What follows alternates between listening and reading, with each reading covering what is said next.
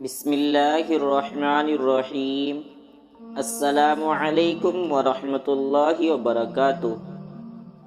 پیارے عزیز دوستوں، آج کی ویڈیو کا موضوع گلاب کے پھول پر شبنم۔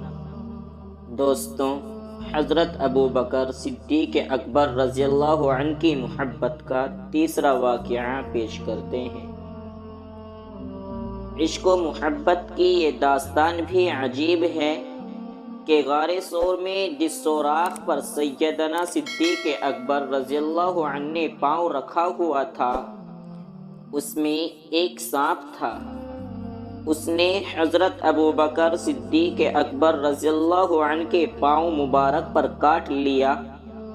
جیسے ہی سانپ نے کاٹا، ابو بکر صدیق اکبر کو تکلیف ہوئی اور زہر نے اثر کیا۔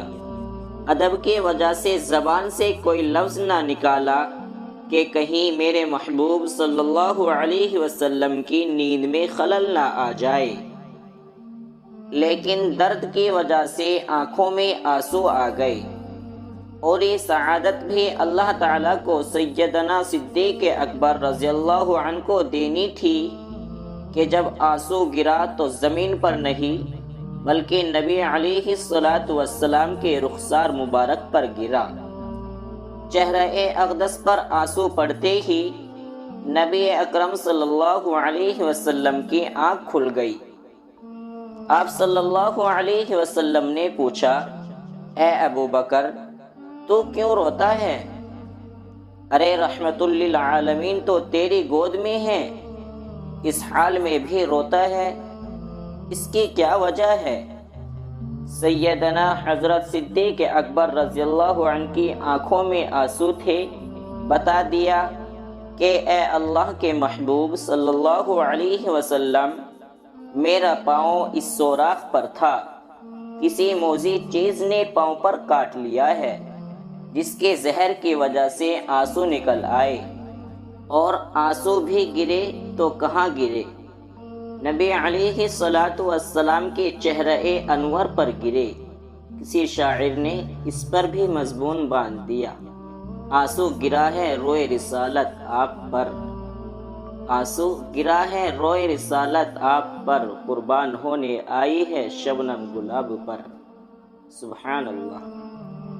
حضرت صدیق اکبر رضی اللہ عنہ کا آنسو شبنم کے مانند اور میرے آقا محبوب صلی اللہ علیہ وسلم کا رخسار گلاب کے پھول کے مانند۔ نبی علیہ السلام نے پوچھا، ابو بکر کیوں روتے ہیں؟ عرض کیا، اے اللہ کے نبی صلی اللہ علیہ وسلم، اس زہر کی وجہ سے تکلیف زیادہ ہے، اس لیے میں رو رہا ہوں۔ چنانچہ تاجدار مدینہ سرور کائنات صلی اللہ علیہ وسلم نے اپنا لعاب مبارک اس زخم کے اوپر لگایا، جس کی وجہ سے تکلیف بھی جاتی رہی اور زخم بھی ٹھیک ہو گیا۔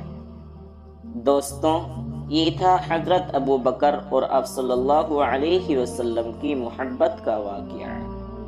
دوستوں، امید کرتے ہیں کہ یہ واقعہ آپ کو پسند آیا ہوگا۔ اس واقعے کی پسندیدگی کے اظہار کے لیے لائک کرے، کمنٹ کرے اور کمنٹ سیکشن میں اپنی رائے کا اظہار لازمی کیجیے۔ اور دوستو، اس ویڈیو کو اپنے دوستوں کے ساتھ شیئر کریں تاکہ وہ بھی اس سے مستفید ہو سکے۔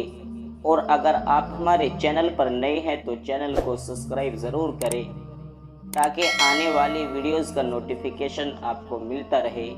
اسی کے ساتھ اگلے ویڈیو تک دے اجازت، تب تک کے لیے فی امان اللہ وما علینا الا البلاغ۔